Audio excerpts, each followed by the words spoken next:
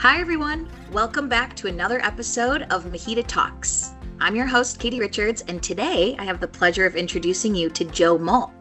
Joe is the award-winning author of Employalty, a Hall of Fame speaker, and he's the founder of Boss Hero School.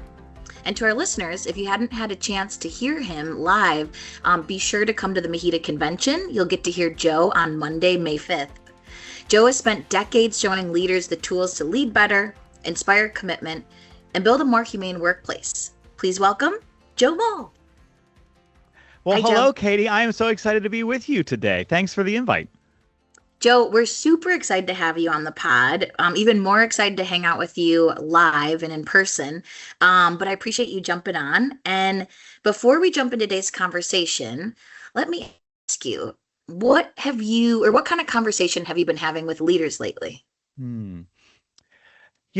We just came out of this period of several years of a lot of movement in the labor market where people were moving around and changing jobs, and there was a lot of hiring and a lot of transitioning, and all of that has cooled off. And so it's just been an interesting phenomenon to watch a lot of leaders in some places kind of pull back and say, boy, it sort of feels like we don't have to try so hard anymore to get our people to stay because there's not as much opportunity for them to go.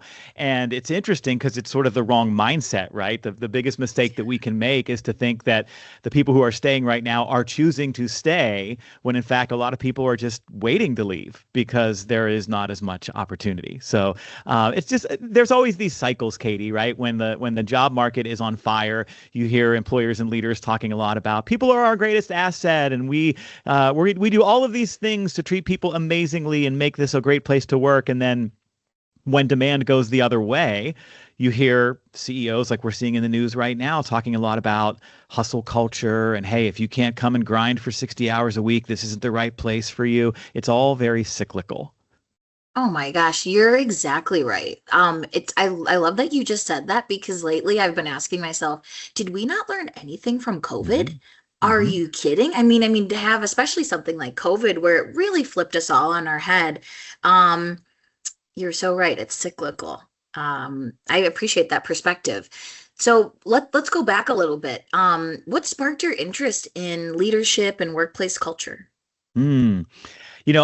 Every job I had coming out of college was some sort of program design and delivery job. I figured out that I sort of had a knack for translating information for people in a way that they found compelling and interesting and also useful. And I actually had a 10-year career in student affairs and higher education. So I was designing programming for students, for faculty, for staff on college campuses. And then I moved over into healthcare, and I eventually became the head of learning and development for physician services at a top 20 US healthcare system. And in that role, I ended up kind of becoming a sort of rapid response leadership development trainer. We would see leaders at all levels of the organization who would be facing lots of different kinds of challenges on their teams or in their departments. And so we were constantly supporting them with a variety of programming. And I fell in love with trying to figure out what do leaders need to get right in order for the people on their teams to go all in, to join and stay and care and try, which is how I'll talk about it at the keynote at the conference. And I just sort of nerd out on all of that, on marrying together all of the social science research and the psychology behind that and finding ways to translate it for leaders and for business owners. And what I experienced during that time at that healthcare system was that people were thirsty for that kind of help. And it's funny because I never aspired to go out on my own and start my own practice and doing training and speaking. But that organization ended up going through a pretty significant reorganization.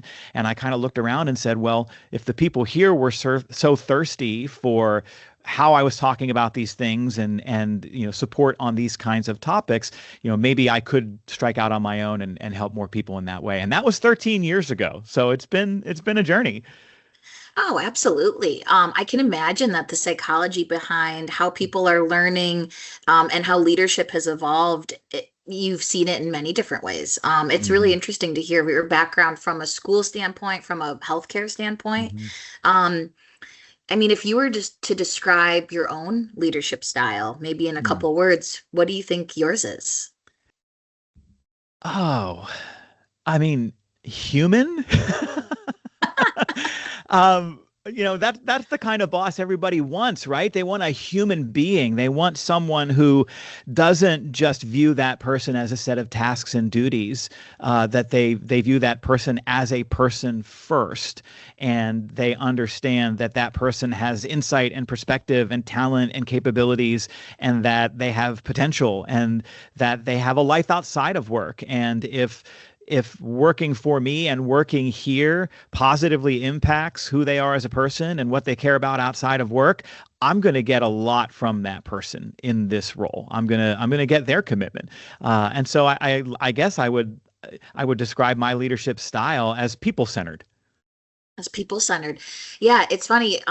Like right after I asked you, what do you think your leadership style is? My immediate thought was, of course, there can be many, but I think that there's a lot of like archaic mindsets when it comes to I'm the pusher, I'm the challenger, I'm, all these things, when at the end of the day, I mean, we just talked about this before we started recording.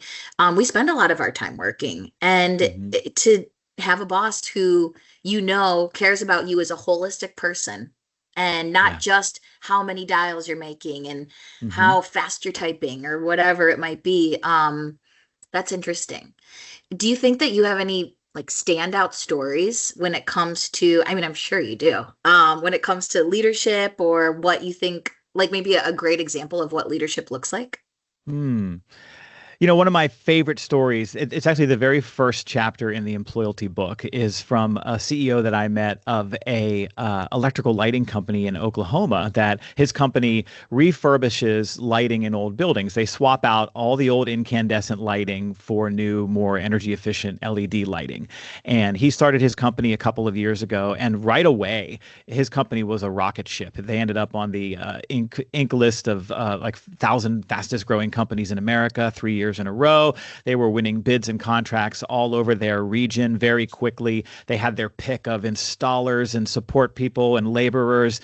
And so when I heard about him, I wanted to interview him and talk with him about how do you do that? How do you start a company that immediately has that much success? And this was all happening at a time when it felt harder than ever before to find and keep devoted employees. And he ended up just telling me this great story about how he grew up as a ditch digger and a laborer, and he always recognized that the degree of respect he felt from his bosses and from the company's ownership really translated into how hard he worked. And so he talked a lot about how I know every person I hire, that if they're going to go out and show up in the way that I want them to, which is they're going to work hard and they're going to work late hours and they're going to be away from their family. And some days they're working in 104 degrees and other times they're working in 12 below. And you have to treat them like $1,000,000. And so what he said to me that ended up being in the first chapter of the book is, my philosophy is to constantly ask myself, what would make every employee say, man, they treat me so well here, I'd be a fool to go anywhere else. And that's really at the heart of this idea that I wrote about in Employalty. And it's really one of my favorite examples of the right mindset for nurturing employee commitment. Yeah, when I was doing a little research about Employalty, everything is about like what makes you stay. I think it's flipping that mindset of like, let's sift through all the exit interviews and figure out, why did you leave? You're already missed the boat. Why did you stay? And really tapping into asking maybe your best employees, or who you think your best employees are. Can you talk a little bit more about that stay mindset shift and how you, maybe advice for leaders? Yeah. When I use that phrase employee commitment, it really is both the retention piece, the stay piece, and it's the engagement piece. So how do you get people to want to be a part of your organization and stay long term? And how do you get people to care and try and part with effort? And we've always treated those as separate ideas. A lot of companies and leaders treat them as separate goals with separate initiatives and separate strategies to try to make them happen. But there's considerable overlap into what leads people to join and stay and what leads people to care and try. And right now, the stay piece is really built around an understanding that the number one reason that people change jobs is about quality of life. if you talk to folks, why did you go looking for a new opportunity, or what pulled you out of a role that maybe you liked and tempted you to go someplace else? What you hear is that some people go looking for a change in pay, some people go looking for a change in commute or a change in leadership or more fulfilling work, but all of those ideas roll up to a bigger concept, and that is that there was something about this opportunity that I thought would upgrade my quality of life in some way. And so we're either leaving because there was something about the role that I'm currently in that was creating suffering or just wasn't ideal for quality of life, or there was something I saw across the street that made me think I would enjoy a better quality of life. That's really at the essence of retention right now. That's I'm really interested in that mindset, and you bring up a great point. I bet anybody listening could resonate, with what you're talking about, because in the material handling industry, I'm thinking maybe even from like forklift technician, which is a big skills gap in the industry already. We don't have enough people getting that degree. But I've heard, different MHEDA members talk about, well, maybe one of our technicians left for $1 raise or a few dollars raise, and to your point, it's less about this money. There's something behind that, and then you get into these competitive, like poaching situations of, hey, I'm Right. going to take from here and here.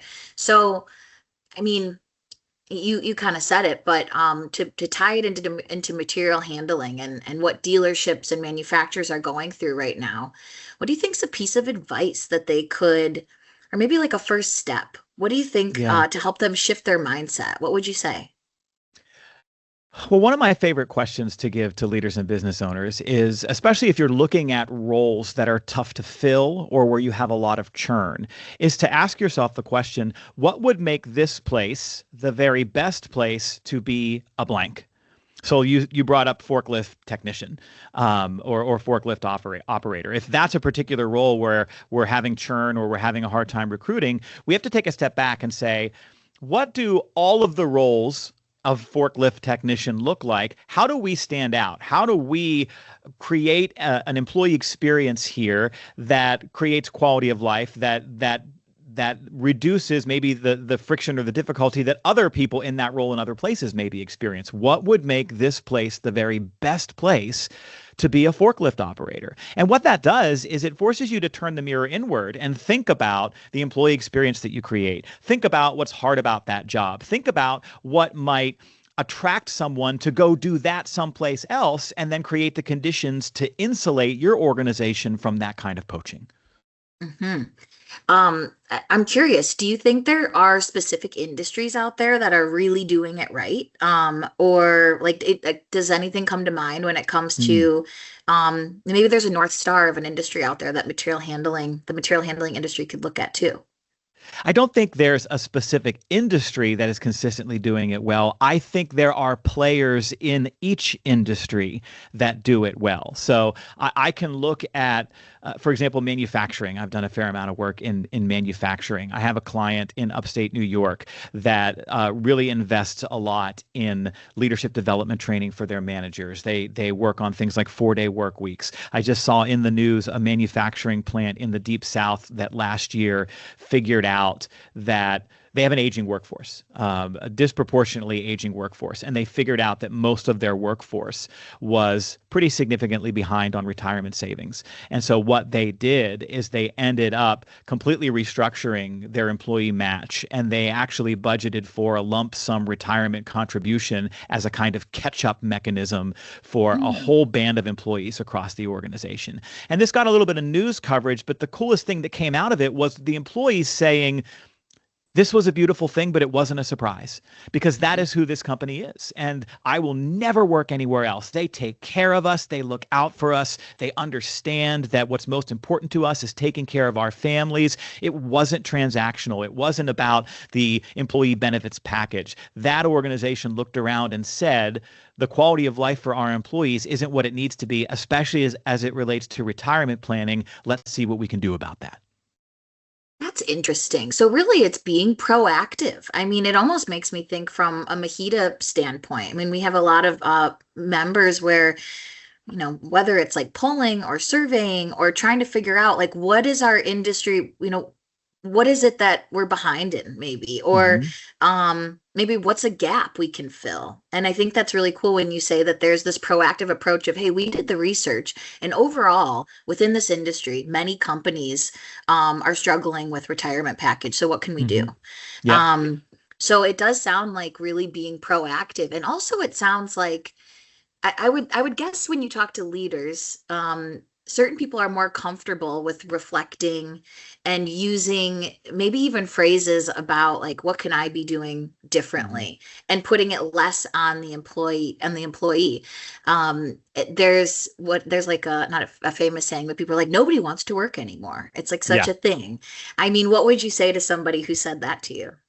Well, so if I answer that question, I'm giving away a piece of the keynote because I literally address Oh, that word for word. okay. So But so then here's let's what I keep will tell people on their you. toes. Yes, here's what I'll tell you on the surface is that the function of no one wants to work anymore is an argument that there is a population-wide character defect among a slice of humanity where people are not applying to jobs as much, not participating with the same level of effort as in jobs as much. And we have to flip that on its head because, first of all, there's really no data that tells us that this is something that is happening. The second thing that we know is that this is an argument that has been made going back generations and generations. And the third thing that we know is that that is excuse making at the highest level. It's so easy to look around and say, boy, it's really hard to find and keep great people. So the problem is with people instead of looking at the jobs and saying, no, no, no, it's our responsibility to attract talent and to retain talent. What we know fundamentally is that people do a great job when they believe they have a great job, and they leave and go someplace else if they think that there's a job over there that's greater, or their partner or spouse gets a job someplace else that's greater and they have to go with them because they probably like the spouse more than you. Yeah. uh, and so when we take a step back and we recognize that the argument that no one wants to work anymore is an accusation of a character defect. But when people go looking for an upgrade because they want to spend more time with their kids or better provide for their family, that's the opposite of a character defect. That's actually character. And so when people go looking for that upgrade, we got to respect that. Absolutely. I'm really excited to hear your keynote because that topic right there, I think as being labeled, which I'm sure we've all felt like this, but as being labeled like, oh, millennials are lazy. Yeah. And I think Gen Z is now getting that rap too. But you get to a point where you're like, for me, a lot of it is I want to know the why because I want to Yeah. know how I can be dialed in. And so Hmm. I'm sure every generation feels that. Like we always get a bad rap from the generation before you. Um, Well, and if you think again, about what new hires, what young people coming into the workforce need, the whole conversation becomes about criticizing what they don't bring with them, right? And as we get older in the workforce, we do become more egocentric. We forget that we did not enter the workforce as a fully formed, highly developed contributor, right? What we know young people need more than anything when they enter the workforce is patience and mentoring. And yeah. what very few leaders have time for anymore is patience and mentoring. And so we can sit back and lob accusations at a slice of humanity that's entering the workforce and call them unprepared or call them entitled or call them poor communicators or call them lazy. And most of the time that's not true. What's actually happening is that they're just young and they need Mhm. the support structures that young people need entering the workforce.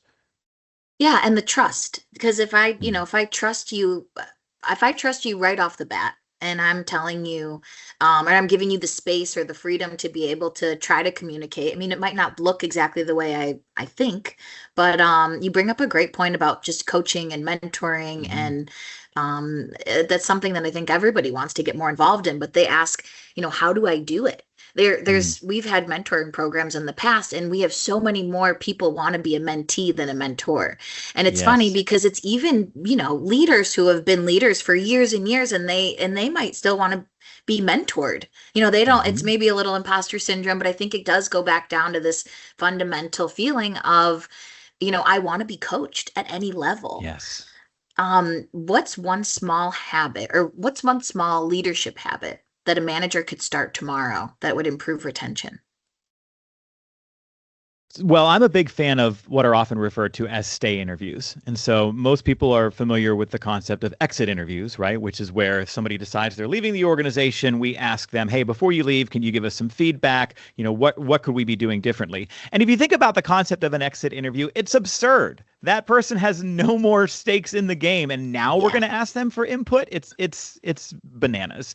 And so stay interviews are the opposite of that. It's taking the time to interview people who actually, stay and having conversations with them about, what energizes you about your work? When do you feel most proud of your work? What would you like to see changed around here that would help you be more effective at your job?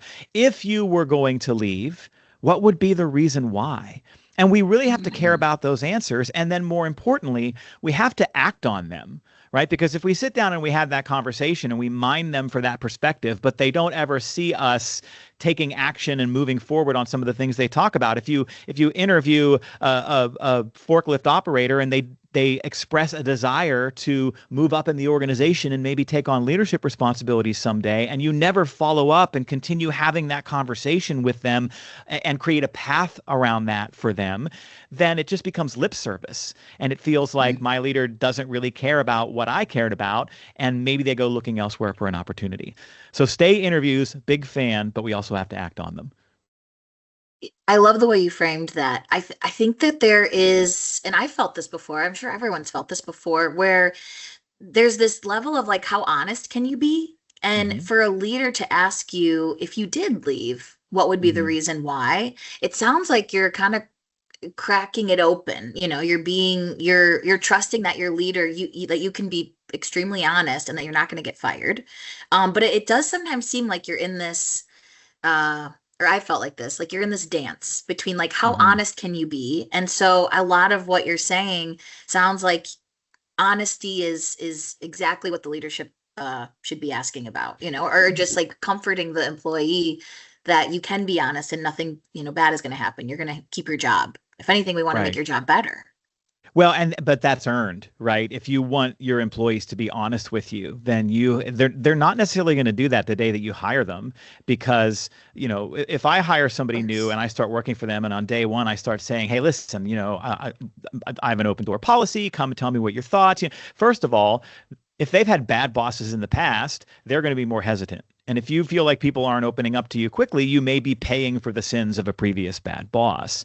But at the same time, there are some things that we need to do as leaders to earn their trust, right? And to create a safe container for people to open up to us. And if we go into those interactions just expecting that it's going to come, it's not realistic. That ignores the human condition, which is you have power over my livelihood and my stability. And so I might have to be really careful about what I share with you. And so we have to build a relationship, and you have to nurture an environment where it's safe for me to tell you the truth, right? And not necessarily feel like I'm going to be dinged or penalized or looked down upon for saying something that may not align with how you think about things. And that power dynamic is also another part of why just saying, I have an open door policy, come talk to me anytime, doesn't always work, because there are some people in the workforce who will never do that. And so I coach leaders all the time.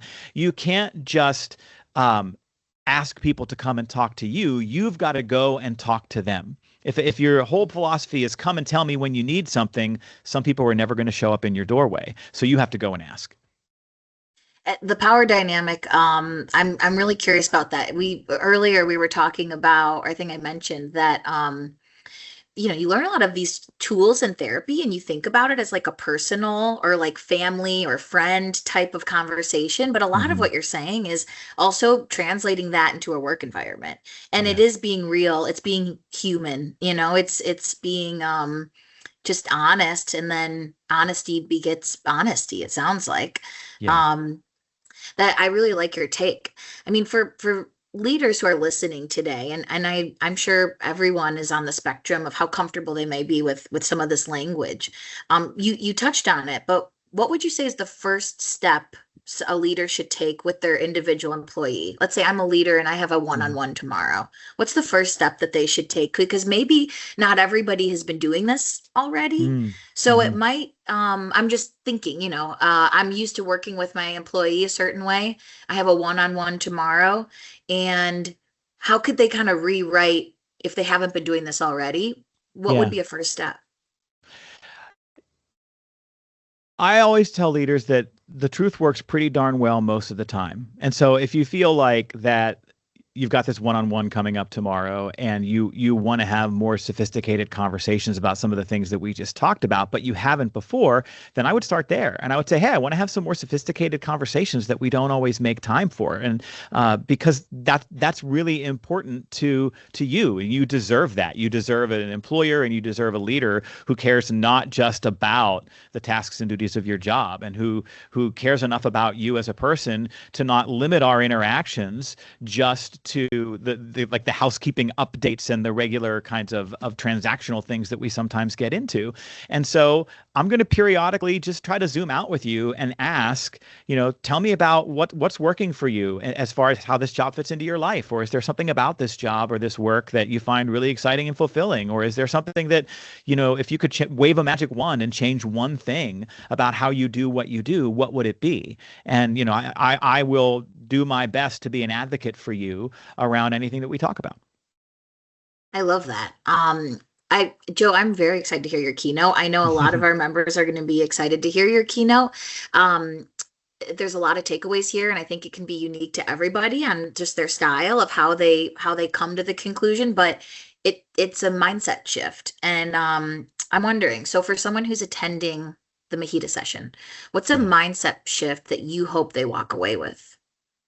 Well, what's fun about the keynote that I'm doing at the MHEDA Convention is when we wrote the book Employalty, we analyzed more than 200 studies and articles on why people quit a job, why they take a new job, why they stay long-term with an employer. And we married that together with a bunch of the social science research around effort at work and with a bunch of data about what's been happening in the labor market the last couple of years.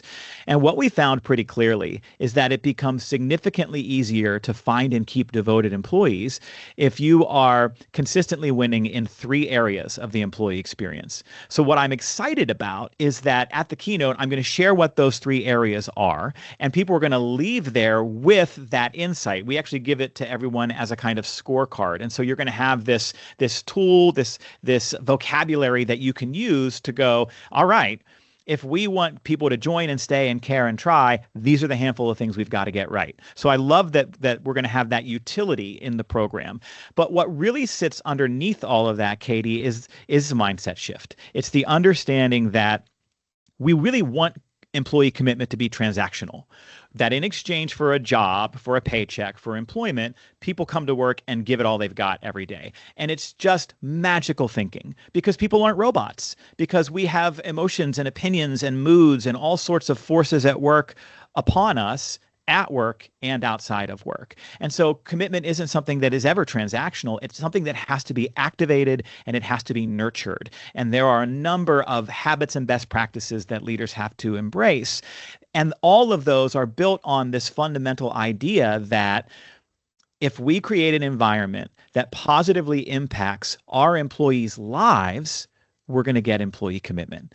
And so you talked earlier about how a lot of what we talked about is really being proactive and companies thinking about these things in a proactive way. But being proactive is actually built on top of a core set of values, right? The core set of values becomes we want our people to not suffer outside of work because they can't pay their bills, because they're overworked, because they're burned out, because our schedules or our policies are creating suffering for them outside of work.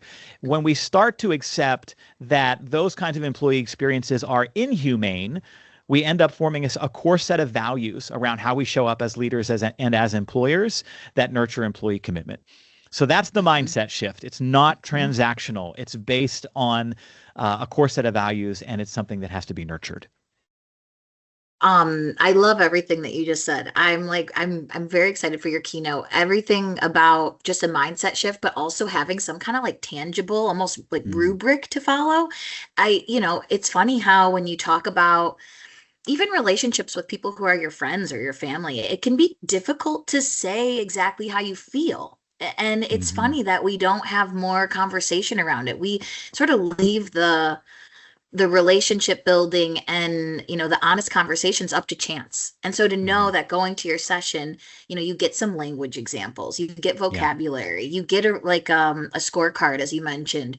That's super helpful because I can hear, certain people I've talked with in the past of like maybe thinking this is like a fluffy topic. It's so not fluffy. It's so important. And then I think that also leads to that mindset shift that you're talking about of, this isn't, okay, I have employee commitment, check. I have retention, check. It's all happening all the time. And so, Joe, I so appreciate talking to you. I'm really excited to meet you in person. I know everyone listening here got a nice taste test of what they can expect at the MHEDA Convention. So, Joe, again, thank you so much for your time. For anybody who is excited to hear Joe more, Monday, May 4th at the MHEDA Convention, you will. Is there anything that you want to leave listeners, attendees with before we hop off? No, I really enjoyed the conversation, Katie, and I'm just so excited to meet everyone who's coming to the convention. And one of my favorite things about doing this kind of work is the conversations that I get to have afterwards. And so if someone's listening to this and they go to the convention and they see the keynote, come talk to me afterwards. I would love to hear your story. If you have a question, if something resonated with you, those hallway conversations, as we all know, at conventions are often the best part. So I'm looking forward to being a part of it. Yep, you can't be in person. I swear. So, Joe, thank you so much. Thank you for everyone for listening to this episode of MHEDA Talks, and we'll be back with you soon. Thanks, Joe. Thank you.